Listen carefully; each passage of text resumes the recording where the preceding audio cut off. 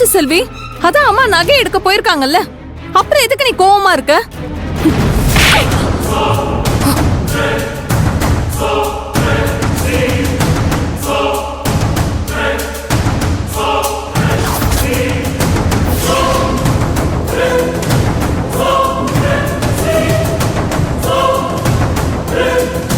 இப்ப எதுக்கு செல்வி என்ன அடிச்ச? நீ பண்ண காரியத்துக்கு உன்னை ஒரு அறையோட விட்டேனேன்னு சந்தோஷப்படு. நான் இப்ப என்ன தப்பு பண்ண? ஏதோ திருட்டு நகையை தெரியாம வாங்கிட்டேன், அதுக்கு போய் கொள்ளத்தாச்சுன்னு கூட பக்கமா கை நீட்டுவியா? ஏய், ரொம்ப நடிக்காத. திருட்டு நகையை தெரியாம வாங்கின சரி, ஆனா அந்த நகையை வாங்குறதுக்கு உனக்கு பணம் எங்க இருந்து வந்தது?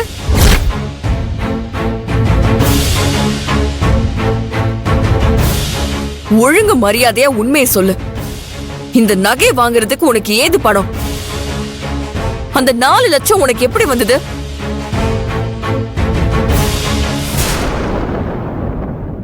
மகா நீ கடை வைக்கிறதுக்காக நான் கொடுத்த பணம் தானே அது. ஒழுங்கா உண்மையை சொல்லு. ஏங்க, இதை இவங்க வாயால வேற சொல்லி கேட்கணுமா?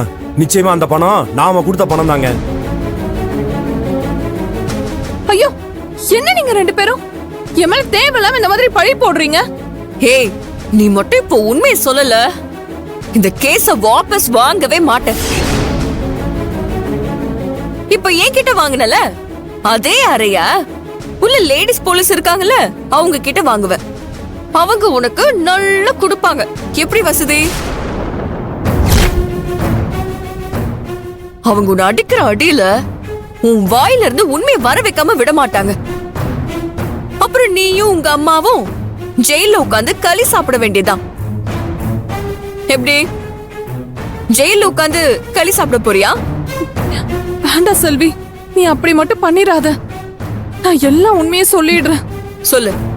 அது அது வந்து அது ஏய், இப்ப நீ சொல்ல போறியா இல்லையா? சொல்லிடுறேன் செல்வி, எல்லாம் உண்மையை சொல்லிடுறேன்.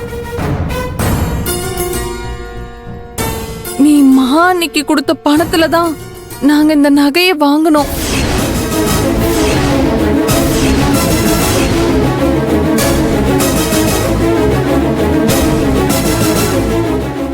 இப்படி ஒரு கேவலமான காரியத்தை பண்றதுக்கு உங்களுக்கு எப்படிங்க மனசு வந்தது? ஹே, நான் மகாணி பீரோல வச்ச பணம் உன் கைக்கு எப்படி வந்துச்சு? அது வந்து ஏய், என்ன வந்து போயின்னு இப்படி சொல்ல போறியா இல்லையா? இல்ல நீ ஒரு திருடிதானு உள்ள போய் நான் சொல்லட்டுமா? செல்வி செல்வி, நான் எல்லாம் உண்மையை சொல்லிடுறேன் செல்வி. அன்னைக்கு மகா அண்ணி பீரோல வச்ச பணத்தை யாருக்குமே தெரியாம நான் தெரியாம உன்னை பழி வாங்கணுங்கிறதுக்காக நான் தான் அந்த பணத்தை எடுத்தேன்.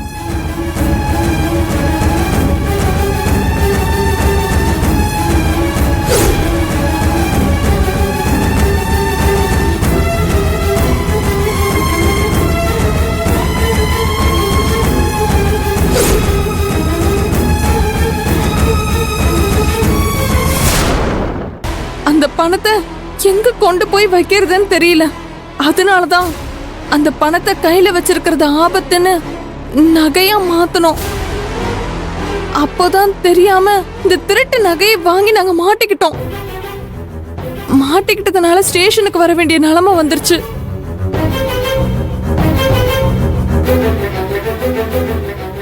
உங்களுக்கு எல்லாம் கொஞ்சம் கூட மனசாட்சின்றதே இல்ல. சொந்த வீட்லயே திருடி இருக்கீங்க. திருடினது மட்டும் இல்லாம அந்த பழியை தூக்கி செல்வி மேல போட்டிருக்கீங்க. உங்களுக்கு அவ்வளவு நகை மேல ஆசை இருந்துச்சுன்னா அண்ணன் கிட்ட கேட்க வேண்டியதானே? அவரே வாங்கி கொட்டியிருப்பாரு. செல்வி, இதுக்கு மேல இவங்களெல்லாம் சும்மா விடக்கூடாது.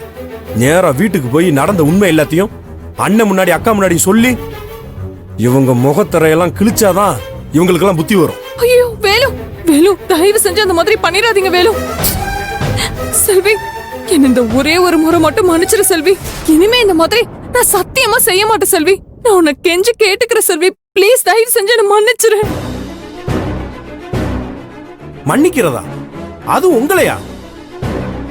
சத்தியமா முடியாது. இப்பவே நடந்த உண்மையெல்லாம் வீட்டுல சொல்லி செல்வி மேல இருக்கிற திருட்டு பழிய போக்குறதா என்னோட முதல் வேலை. ஐயோ வேலு, அவங்க மேல இருக்க களங்கத்தை நான் போக்காம விட மாட்டேன். தோ இப்பவே அண்ணனுக்கு ஃபோன் பண்றேன். Velu please, Velu please, Velu please. என்ன பண்றீங்க? என்னங்க ஏன் பொறுமையா இருக்கணும்? ஆ? நான் இப்பவே அண்ணனுக்கு ஃபோன் பண்ணி ஸ்டேஷனுக்கு வர சொல்றேன். கொஞ்சம் சொல்லு அப்பதான் செல்வி. இவங்களோட லட்சணம் என்னன்னு தெரியும். வேலு வேலு ப்ளீஸ் வேலு. வேலு வேலு, நான் இனிமே இந்த மாதிரி பண்ண மாட்டேன் வேலு. தயவு செஞ்சு என்ன மன்னிச்சிருங்க வேலு. வேலு, நான் தான் சொல்றேன்ல, வேலு நான் சொல்றது கொஞ்சம் கேளுங்க. ஏங்க என்னங்க நீங்க இப்ப எதுக்கு தடுக்குறீங்க? ஆ?